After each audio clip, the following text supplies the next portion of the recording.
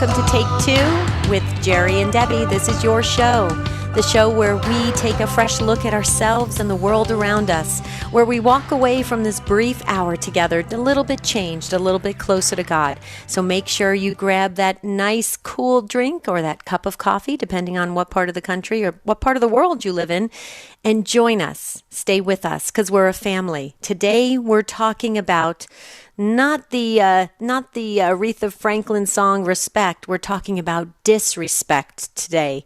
And Jerry, you probably have a bird's eye view because you're sitting in an airport right now, ready to board a flight because you're getting ready for a share-a-thon next week.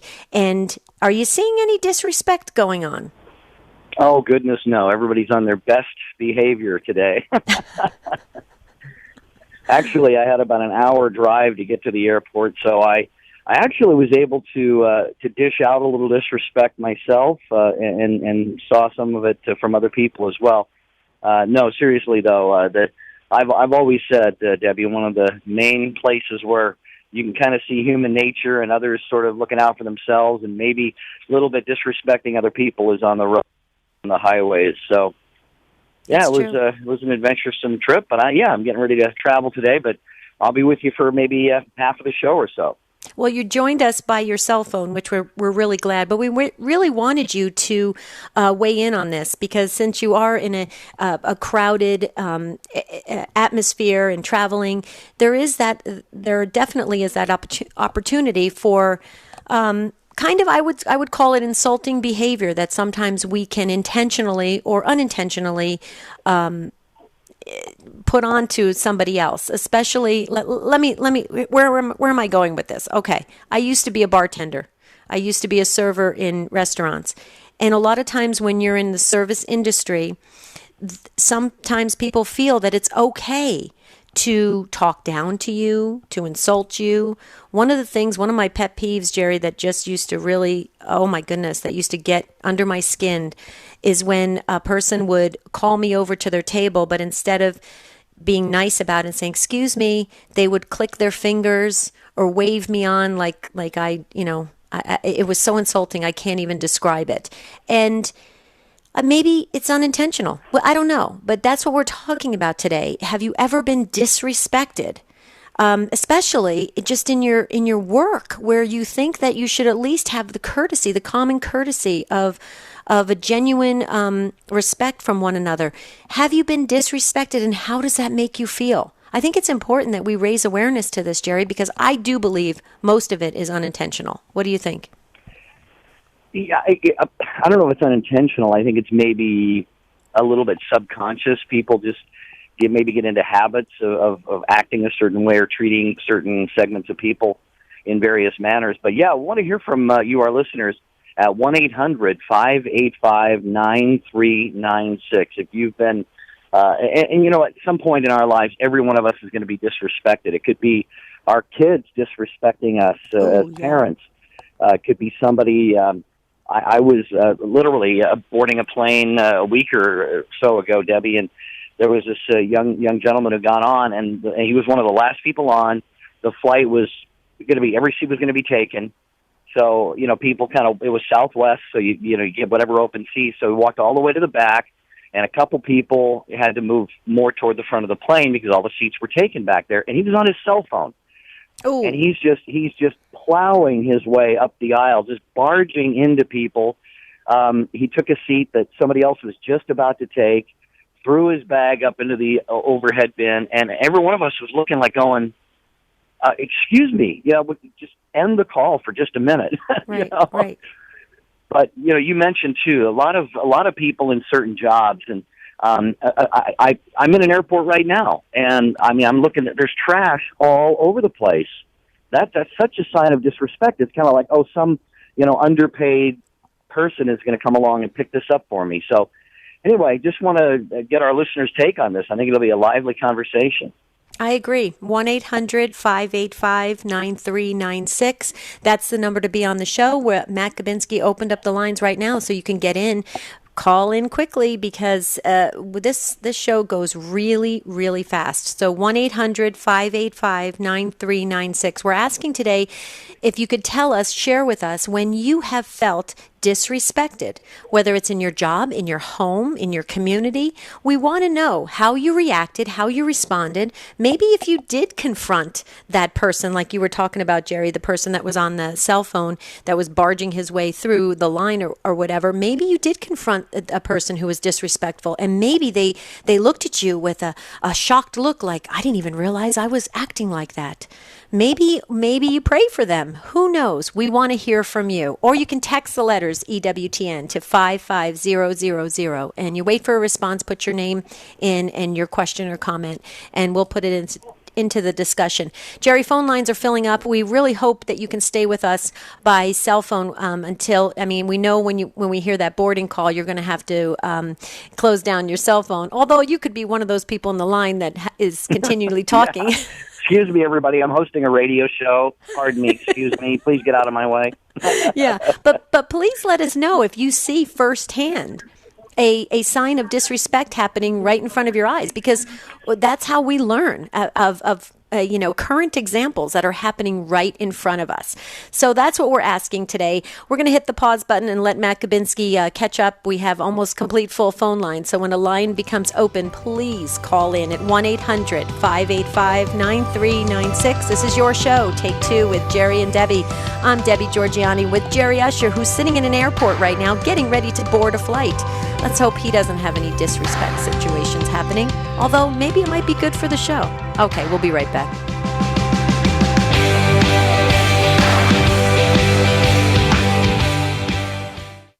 I'm Alveda King of Priests for Life with Pro-Life Update. The U.S. House of Representatives has passed a measure to end all taxpayer funding of abortion. Most of the American people do not want their money used to kill someone's child by abortion. Each year, Congress votes on various measures, including the Hyde Amendment, that keep federal tax dollars from being used for abortions. But this new measure makes it unnecessary for Congress to make those decisions again every year for various government funds. Rather, it would now be permanent law across all government agencies that our money is not to be used for abortion, including in Obamacare health plans. It also prohibits abortions at facilities owned or operated by the federal government. The measure will go next to the Senate, and the president has promised to sign it when it comes to his desk. I'm Evangelist Alveda King on the EWTN Global Catholic Radio Network. EWTN Radio Classics is our 24/7 teaching and devotionals channel featuring Mother Angelica, Patrick Madrid, Father Benedict Groeschel, and more. Find them online at EWTNradio.net. Now available on the EWTN app. It's March 22nd, and today the church recalls a bishop, St. Dale Gratius of Carthage. He sold all of his church property to ransom Christian slaves, especially trying to buy the freedom of whole families. He was killed by Arian heretics. Also on this day in 2001, the Pope John Paul II Cultural Center in Washington, D.C. was officially opened. Its purpose was described as a place where people can discover the church's past, participate in its present, and most importantly, join in building its third millennium. Hello, this is Bishop Ronald Gaynor of the Diocese of Harrisburg, Pennsylvania. This is Michael Warsaw, Chairman and Chief Executive Officer of EWTN. Hello, this is Father Mitch Pacwa. Have a blessed Lent from all of us at EWTN Radio.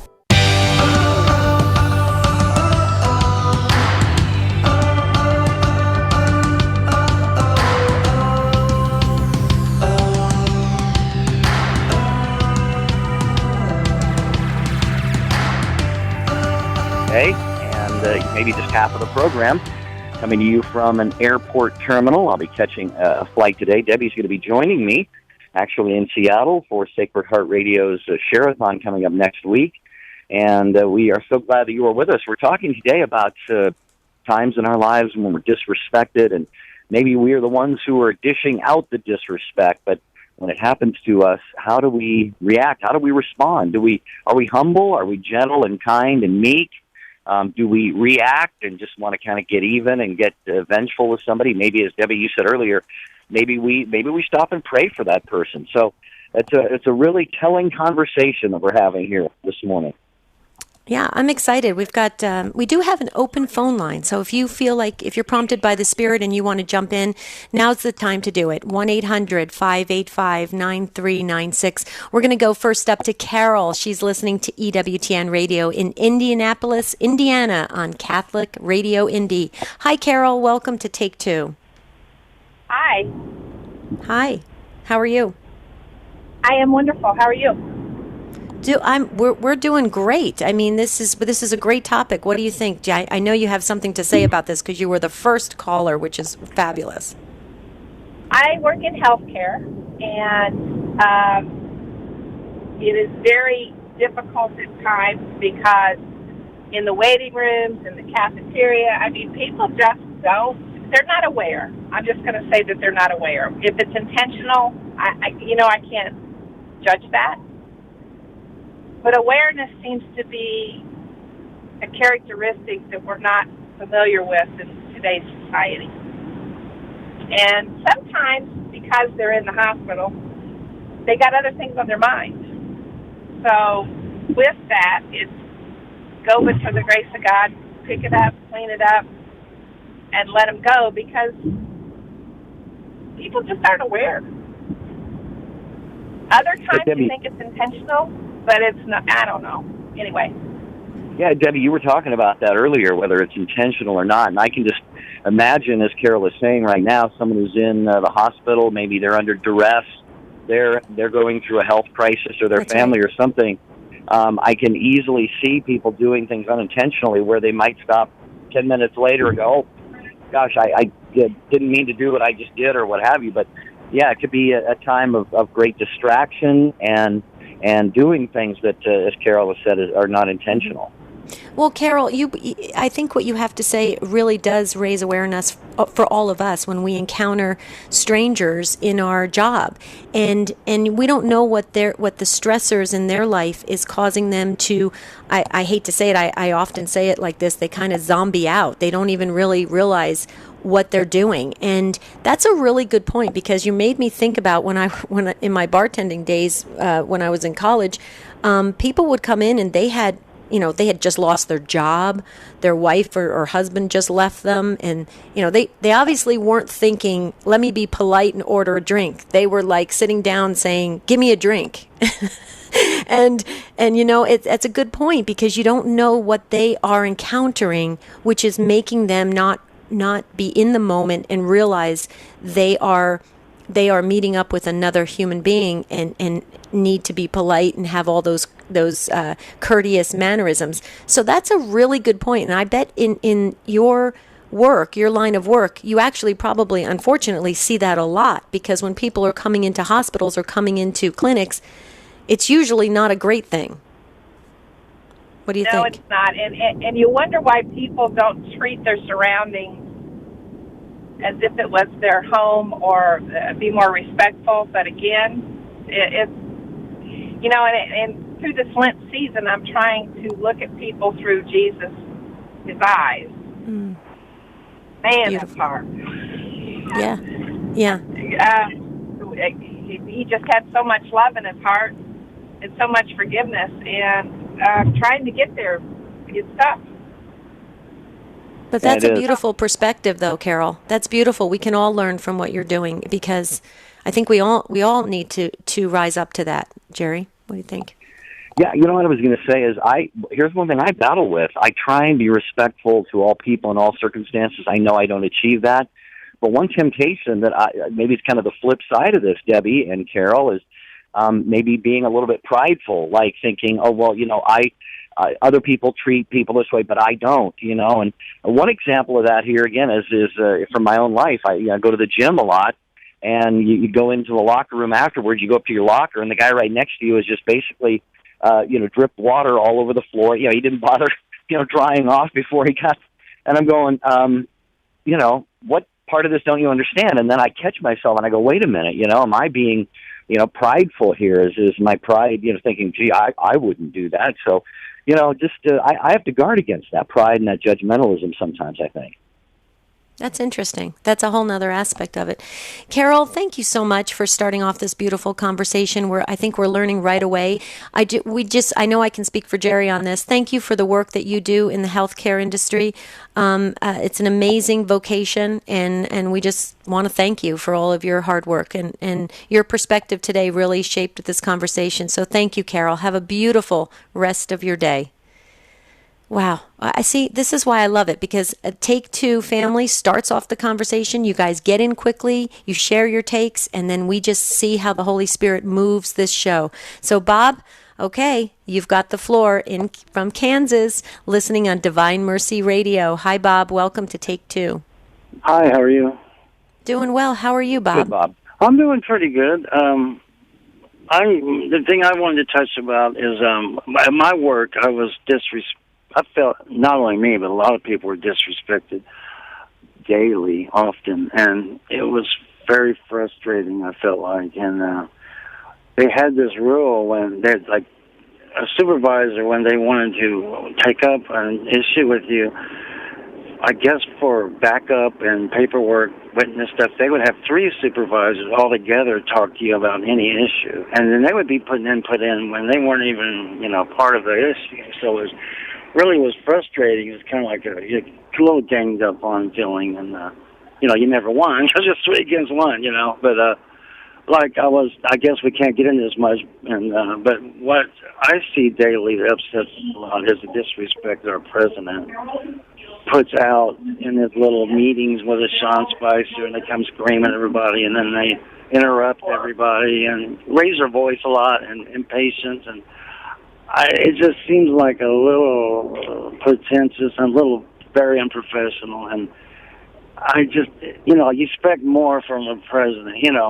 Maybe I'm way over sensitive or something. I don't know, but I know when Obama was there, he seemed very polite and, answered questions. But when I see these little meetings and the Sean Spicer guy comes out screaming and interrupting and picking certain people from, certain stations that will be a soft question, and it was so embarrassing when he met with a German lady. Oh my God, talking about intimidating people for the 2%. These third world countries that fought by our side, And my understanding is they said they won because they embarrassed someone in front of the world and got their little 2%. And we're the richest country in the world. I just think it's just so embarrassing. Not only is it makes me mad, but embarrassment is part of the combination. That's how I felt at work when I was disrespected also. It's kind of part embarrassment, part anger, Right.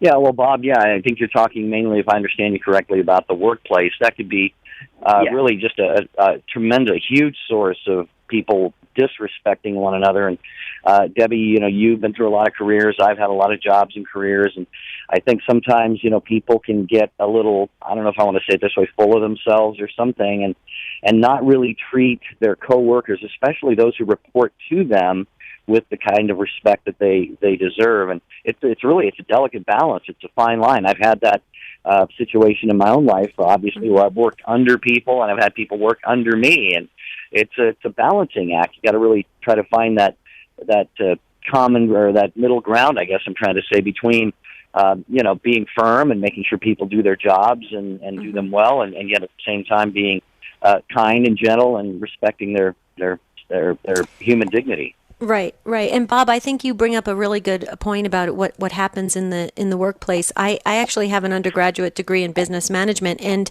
I'm a firm believer in a team-oriented effort rather than top down in titles and directors and this and that, because sometimes people get really attached to a title and they use it improperly, and it's demoralizing. It's wrong. And what really should happen in management is that, and I actually do corporate trainings, Bob, so I'm very passionate about this. Managers need to empower their team, their staff. They need to empower them They need to raise them up and let them be the best they can be. The worst thing that can happen is when people treat people like they're beneath them, and because I earned this director title or this or that, I have the ability to order you around and to make you feel like you're less of a person or whatever job you're doing. And Bob, here's the thing. You see how you spoke about this? That obviously didn't sit well with you and your coworkers. It obviously left an imprint in you to saying, wow, I didn't like feeling like this. My question to you is, are you still in that job, or did you pray for God to open up? But I still have nightmares to this day. Okay, yeah. I was there 24 years, though. See what I mean? Right. Right. But Bob, that's my point. That's exactly my point. And all managers need to hear your story because they don't realize it, but they have an ability to either make that other soul be the best they can be, or they can hurt that other soul. And look how it affected you. I think what you have to say today is really going to let a lot of managers wake up and say, you know what? I can't get hooked on this title. I have a huge responsibility to help others grow in their job as well. Bob, I think what you have to say is really amazing because it's opening people's eyes, especially young people that get into management. I think it's important for them to hear that. And I'm sorry you had to go through what you went through, but I feel blessed, and I know Jerry feels this way too, that you had the courage to share this with everybody so that we could learn and grow. So that's important, Bob. So there's merit in that. And thank you for imparting your story to us. Wow. Are we on? Jerry's on. Okay. Okay. Wait. I'm hearing. Oops, I'm not sorry. seeing. I had my okay. phone muted. I'm trying Okay. to keep the airport noise down. Okay. Go ahead, Debbie. I'm sorry. I saw your mouth moving because we're on Skype and I can see you, but I didn't hear you, and I thought either I need to talk or you need to talk. That was the best 12 seconds I've ever spoken in the history of the show, and nobody heard it. I know. There you go. There you go. Well, thank you again, Bob, for the beautiful call from Kansas. We appreciate you weighing in on this and helping to shape the conversation. Okay, Cheryl, you are up next. You are listening in Indiana on Redeemer Radio. Hi, Cheryl. Welcome to Take Two. Hi, Cheryl. Hi. Hi. How are you? I'm fine. Can you hear me? Yes, we can hear you. Can you hear Jerry and I? Yes, I can. Yeah, Okay. I was just calling because Don't the young lady do that what I called- did and mute your phone, Cheryl. Oh, can you hear me now? Okay. Yeah, we can hear you fine. Sorry, go ahead. Okay. I was calling because the young lady that called in about health care, I think she had a very good point. I've been in health care myself, and I have seen disrespect from both sides, from patients as well as from those who work there. And it's a very stressful field. Obviously, people are not feeling well and everything. But sometimes it's true. People feel like people feel that they're entitled to treat people badly because they have a wrong perception of other people. And I think that's where, as a Christian, I think that's where a lot of people, in fact, all of us, need to be aware that we are really not above other people, but no, we're not beneath others either. And we need to keep in mind that when we're talking to other people, no matter what they look like or how they are a person, and they need to be treated with some decency. With that said, it's the same thing as Bob was talking about with leadership. Good leaders are mature people, and they will treat their people with decency, and they will realize that they're only in those positions because God allows them to be there. Whether they're good people or whether they're bad people, they're there because God allows them there, and God is watching them. And when they make people feel less than what they are, in my opinion, they are in disobedience and sin to the Lord. And they need to see that, and we all need to see when we're not acting correctly. And so that is just my opinion after years of working with people and seeing all this going on. We live in a day and age where people are more disrespectful, and whether it's always intentional, I don't believe it always is. But sometimes it is. People are just unhappy with life or whatever, and so they sometimes are just rude. And I think that needs to be brought to people's attention, irregardless of who they are or what they're dealing with at times. Right. Well, Cheryl, you're not going to get an argument from me because I agree with you wholeheartedly. Because I loved what you had to say about they are in that position because God allowed them to be in that position, and they have a responsibility for human beings and human souls, and it's important that we take that seriously. And it's not about ordering people around or getting hooked on titles or thinking we're better than anybody else. I agree with you so much, and I think what Cheryl has to say, we have a lot to talk about. But you can hear that music, Jerry and Cheryl. This is when that wonderful break that we need to take to reset everything. So Cheryl, if you can hold just a little bit, because we have more to unpack about what you had to say. This is Take Two with Jerry and Debbie. We'll be right back.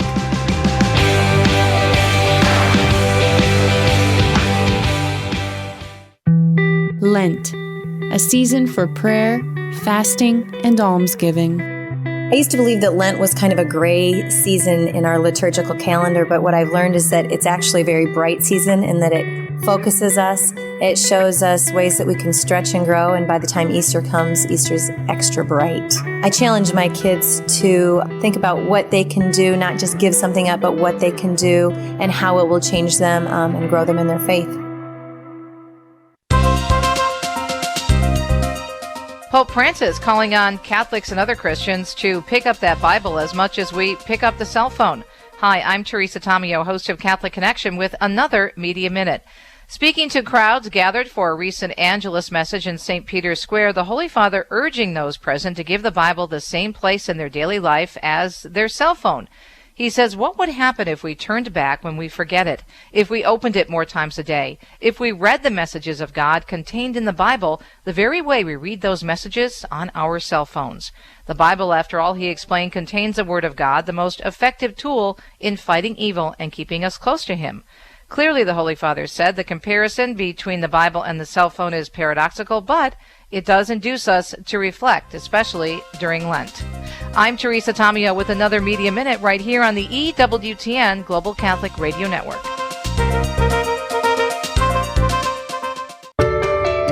Post your intentions on the prayer wall on Jerry and Debbie's website. To get there, just click on the bright yellow J&D logo at take2show.com. Jerry and Debbie personally reply to every prayer intention that's posted. Others will also offer you their prayer support. When there's something important you want prayers for, post it on the prayer wall on Jerry and Debbie's site. Visit take2show.com, click on the J&D logo today. EWTN. Live truth. Live Catholic.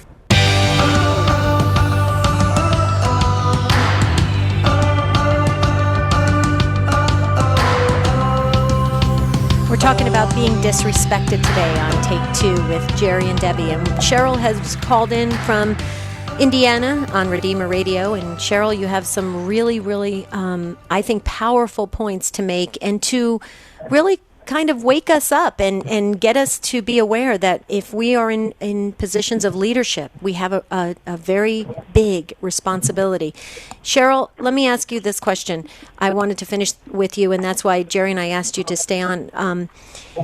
How can we impress that upon the young leadership that is in management positions today? How can we impress? Because let me, and where I'm going with this is there are a lot of young managers in restaurants and hotels, and a lot of times they just, I can't explain it. Some of them are great, but some, they just don't really know how to completely relate to the general public and even to their own staff.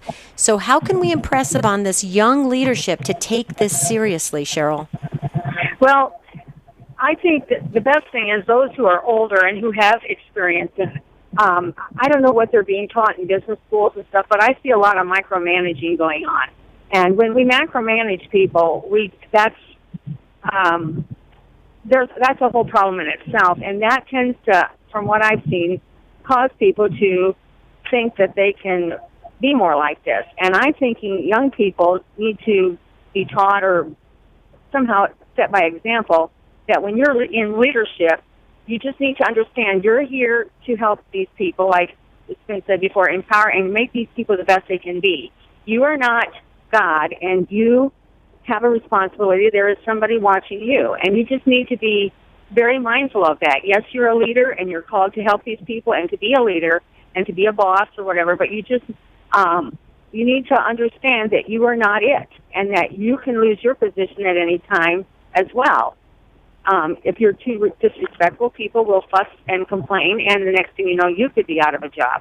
So I just think those kind of things, older people and that are in management and that are teaching our young people in business schools, or that are in higher authority over them on jobs, just kind of need to make that point to them, saying, you know, you're here, you're bright and talented, we have you here, and that's why we want you to lead and do this, but you are not all that. And there are other people underneath you who have good ideas as well, and you need to treat them with respect and understand that you're just not the top dog about everything. I mean, I don't know what else to say. That's just what I've seen and what I think. Yeah, and Cheryl and Debbie, I've recently come across a saying. A friend pointed it out to me, and it's been I'm not sure to whom it's attributed, because I've heard various personages that it was attributed to, but it's something like this. It says, everyone you meet is engaged in a struggle or a battle that you know nothing about. Right. Be kind always. And so, yeah, we don't know what people are going through. And there's we have a wonderful email that's going to dovetail very nicely off of this call. But Cheryl, do you have any other final thoughts before we let you go on with your day? I'm sorry? Did you have any other final quick thoughts for us? No. Thank you for allowing me to express that, because I often wanted to say that. Because you see a lot of things out here these days. So anyway, thank you. Thank you, Cheryl. Mm-hmm. And we do have that phone line open. We're talking about disrespect today. If you've never been disrespected, we definitely want to hear from you. But if you've had an experience of being disrespected, how did you respond? How did you deal with that? Did you learn a lesson from it? 1-800-585-9396 is our number. Debbie, we'll get to Maria here in just a second, but our friend Helen sent us an email. Hi, Debbie and Jerry. She put your name first, Debbie. You ought to feel good about that. Thank you, Helen. She says, I'm a hostess at an upscale mountain resort restaurant. My job to keep everyone happy, meaning I use my talents of respectful talk and pleasantness to make every diner happy that comes in, whether they are miffed because the reservation cannot be found, or late, or they are in a bad humor, didn't get the table by the window, or whatever. I love my job and am pleased when I can orchestrate everything so the diners, servers, and cooks are happy. So thank you, Helen, for sending in that email. It's at take2@EWTN.com. What a great email. See, that's what I love about our Take Two family. Everybody weighs in either through social media. They can email us, take2 @EWTN.com. So many ways, texting us. You can text the letters EWTN to 55000. You can call in 1-800-585-9396. There's an open phone line. So many ways to make sure this show is just a Holy Spirit-driven show by you. Okay, so next up is Maria. Maria, you've been waiting so patiently. I think you got our Virtual Patience Award today in Fort Wayne, Indiana on Redeemer Radio. Hi, Maria. Welcome. Hi, how are you? Doing well, Maria. How are you? I enjoy listening to you guys. God bless you. Thank you for taking my call. A number of things I find very disturbing. I shouldn't use the word reason because it's slang. But anyway, you go to a restaurant with a couple of friends and just having a conversation. Somebody clicks on you, sits in a nearby chair, and it takes photos of you. You are getting an international call.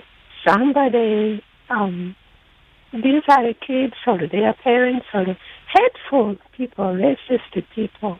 They intercept the call, and when they do that, they cut off, international numbers are different. They cut off the other numbers so that the call becomes a U.S. call.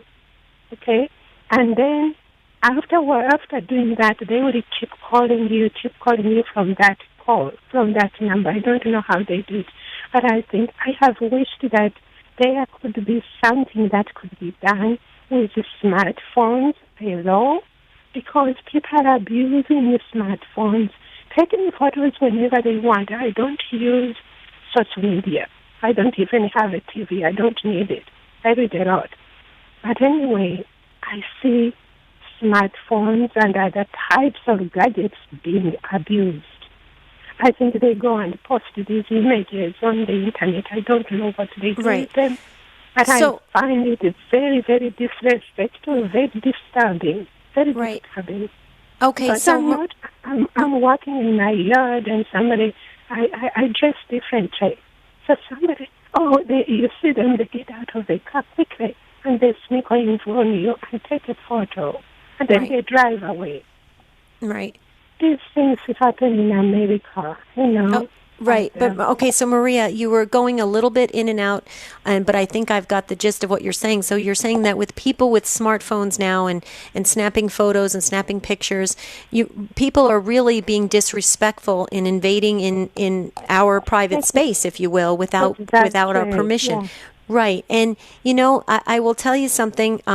Jerry and I travel quite a bit around the country, and I see that a lot. And what it is a complete disrespect of another human being, because you're absolutely right. I mean, a photo is something very personal, and you certainly don't want it on Facebook or anything else. And even if you gave the permission or not, it's not something for others to put on public display. And I agree with you. I think we've lost the proper protocol for how to take pictures in public, because everybody nowadays is filming and videotaping and taking pictures and doing all sorts of stuff. Right. We are having a conversation Sunday. We are having a conversation about why people get married in the Catholic Church, and then within a year they no longer attend the church. We were having a conversation about that. And I tell you, this person came and sat. And I'm afraid of distracting or telling the people who are talking with me, I'm afraid of telling them, hey, look, somebody is listening and videotaping us. I don't want to be uncharitable in a restaurant. Sure. But those things happen, and it's disturbing. Yeah. Mm-hmm. Well, and I think you raising awareness to this gets us all to have a heightened sense of being observant of what's happening around us. Jerry, how do you feel about that? I know I'm very bothered when people snap pictures and they don't ask your permission. Yeah, I think it's a great topic for our discussion today, because I get a little bit skittish myself. Just the other day, for example, I saw this beautiful, I think it was like a 1967 or 68 Chevy Chevelle Super Sport. Beautiful condition, bright red, and this was the first car I ever wanted. And so I got my cell phone out, and I took a picture of it, and I thought, what if the owner of the car was to come up right as I was doing that and say, hey, what are you doing? But right. So, this gets into the whole discussion about, what is respectful, what isn't, what's legal, what isn't, what we should be doing, what we shouldn't be doing. And it makes my mind go to something like, Google or what have you. I mean, they have these cars that drive around that videotape everything. Your house, you can see your house online, you can see your house from outer space. Mm-hmm. So, privacy issues, respect issues. So I think Maria is just raising something that we ought to do. We got to do a whole show on this sometime. Yeah. Maria, I think you prompted us to do a show on this, so thank you, because you're right. We need to dedicate a full hour to this at least, because it's important, especially for our young people, to realize that a lot of times their personal space is being invaded and they don't even realize it. So Maria, this is, you said a lot of very important things. Thank you. Thank you for weighing in today. Okay, we're going to move on. We have got full phone lines again. So see how you guys, you empty all the phone lines and fill them right back up. That's perfect. Mary, you're up next. You're calling from somewhere in the Midwest. Hi, Mary. Welcome. Hi, and mine may also require an hour-long show. Okay. I have a question, because I don't know how to deal with it anymore. It's been many years. How does one deal with in-laws that are disrespectful, controlling, and abusive? The holidays are the worst, and I cannot even fake it till I make it. Wow. How long have you been in the family? Forever. Okay. many years. Well, here's the thing. There's a lot of books out on the shelves about that, about how to teach people the way you want to be treated, and there's a lot of self-help skills out there to really reshape or reframe the way a relationship happens. The problem is with in-laws and family, the foundational elements are laid very early on in the initial relationship, and it's hard to it's hard to change direction.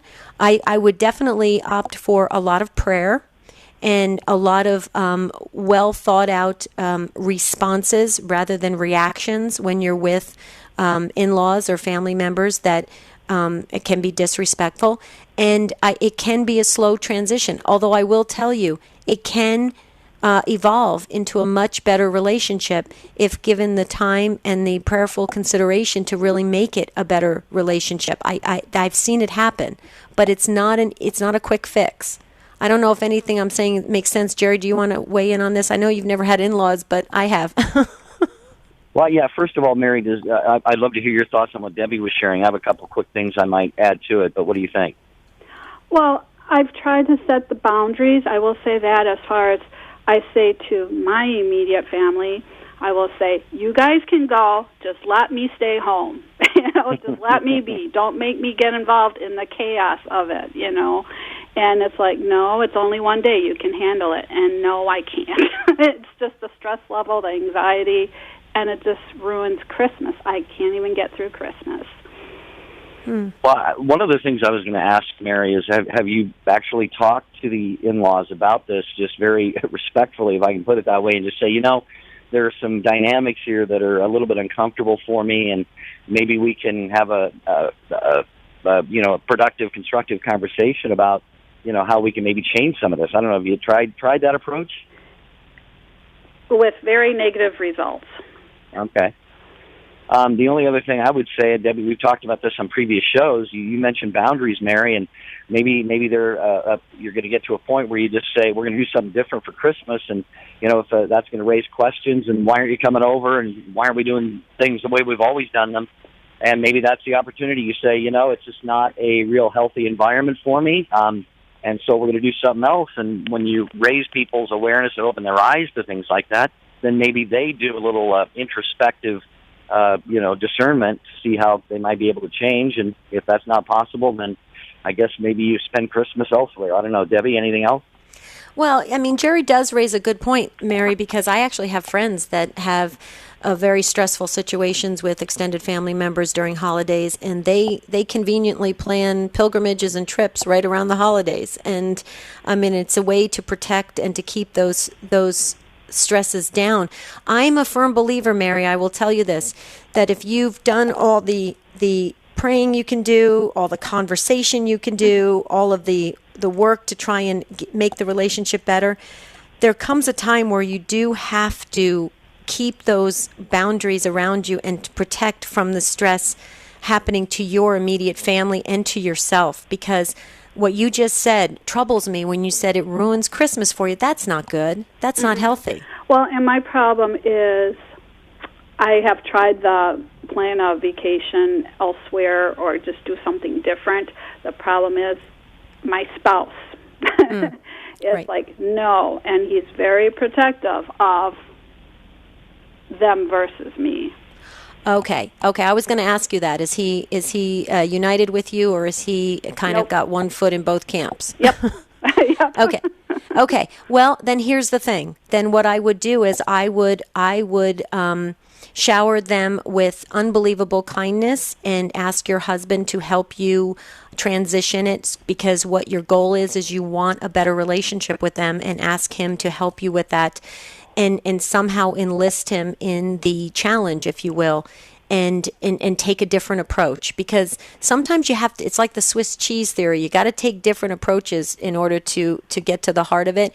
And it can happen. I've seen it work. Well, but Mary, that was when I said, I can't even fake it till I make it, because I've tried the kindness thing, and it just makes me more and more angry, because the results are just getting worse, not better. Right. Well, and two, I don't want to put words or feelings into you, but I can imagine too that if the anger probably gets heightened when you know that your husband's not really completely on your side with this, and so that makes it even more difficult. Well, I can only stress this: you got to get you and your husband united somehow in some kind of game plan together, something. Okay. And try that, but keep us posted, because if you want to email me, I actually have a resource that you might be interested in, and you can read it. And my email is take2 2, the number 2 at EWTN.com. Jerry and I both get the emails together. Take 2 EW. Take 2, the numeral 2 at EWTN.com. Okay. Okay, and there's a couple different resources you can use. They're great. It's kind of similar to what you see on TV, like a Dr. Phil and stuff like that, where it helps you try to change the dynamics of a relationship. Well, and the one blessing is I'm sure I'm not alone in this. I'm sure there's others out there that are in that same boat. So I appreciate your time and allowing me to express that, because I'm always looking for ways to make things more loving, not the other way. Absolutely. And Mary, you're not alone. You're not alone. It's actually much more common than you think. Thank you so much for your time. Thank you. God bless you. Make sure I'll be waiting for your email. Thank you. Thank you. Okay. We're going to move right to Maria in Houston, Texas, listening on Guadalupe Radio Network. Hi, Maria. Welcome. Hello. Hi. How are you? Fine. How are you? Doing well. Doing well. We're so glad that you called. So what's your take on this? Well, I've been listening to the program, and I do appreciate all that you do. I've been in a leadership role for about 20 years, but the first 10 years of my career, I was entry level and grew throughout the company and management, and I was at the same company, and it's an oil and gas company, female in an all male environment. And I'm hearing what I'm hearing, and disappointed that that's been the experience for so many people. At my retirement party, one of the best things that happened to me was the feedback from my managers, where they expressed the impact to their lives, both professionally and personally, that I had. And so it's so true that the impact that a leader can have on an individual has significant ramifications, not only to the individual, but to me and my development. So it's something that I'm thinking about getting back into after I've retired, maybe in helping young leaders develop leadership skills. So I'm going to pray about that. Thank you for the program and the content. Well, actually, Maria, I have to just say, definitely pray about it, because corporate trainings are very, very much needed, and they're very important. And a lot of different small organizations, all the way to big organizations, they don't really know who to go to. And they love when they have people that have walked the walk and talked the talk and have lived through it and have been a manager. And so, Maria, this could be the birth of your ministry that could really help others, because I can hear from your words, you're a very kind soul. You're a very giving soul. I can hear it.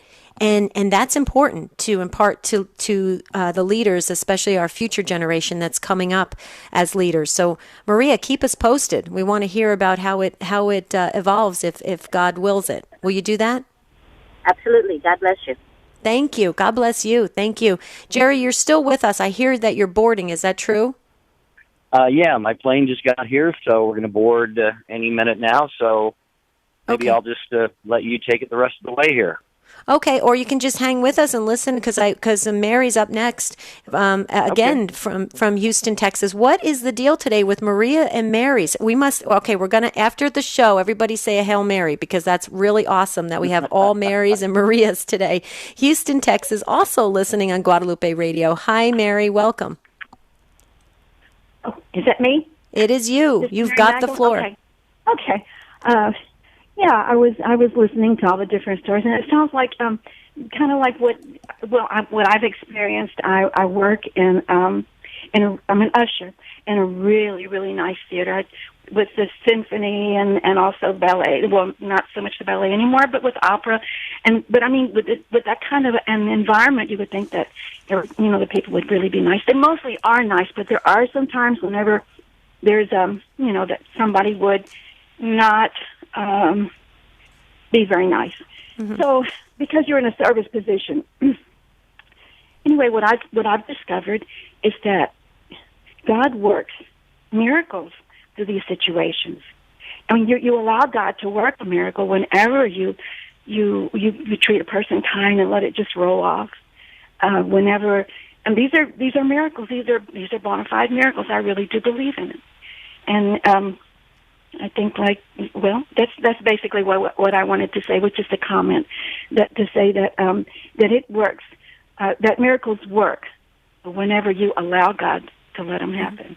Well, it sounds like, and I just noticed, Mary, so your name is actually Mary Magdalene? Uh-huh. Very beautiful. Beautiful. Okay, I just noticed that on the screen.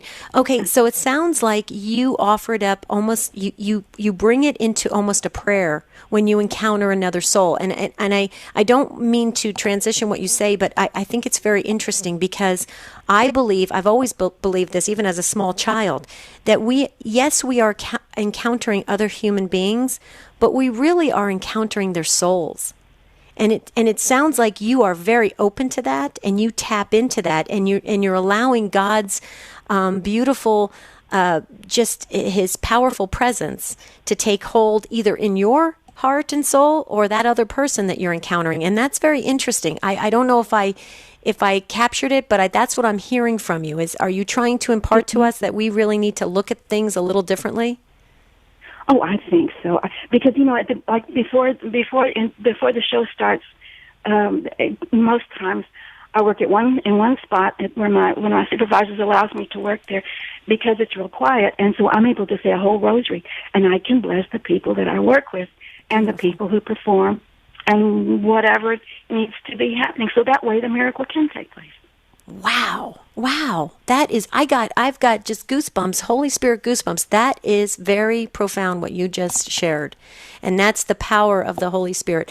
How beautiful is that? Thank you for blessing us today with your beautiful call and imparting to us a real catechetical formational aspect that we all need to hear. Jerry, I loved the show. I took so many notes. I'll share with you later after you land at your destination, Jerry. What do you think?